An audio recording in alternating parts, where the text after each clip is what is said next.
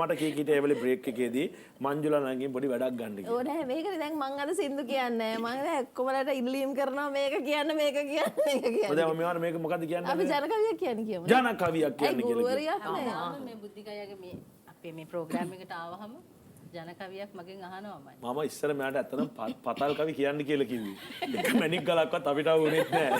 දැන් ඉතින් අපි කොහොමත් ගමේ මිනිස්සු මේකද දැන් ජන කවියක් කියමු.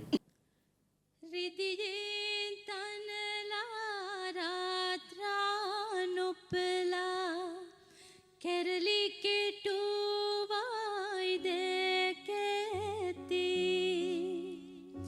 සුරතට රාන්වන් විලිපාගාලා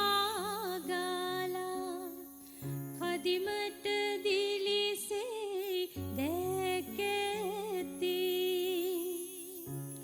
අඩියෙන් අඩියට තාල තියානට සභයෙන් අවසර ලැබ ගාති සතර වාරා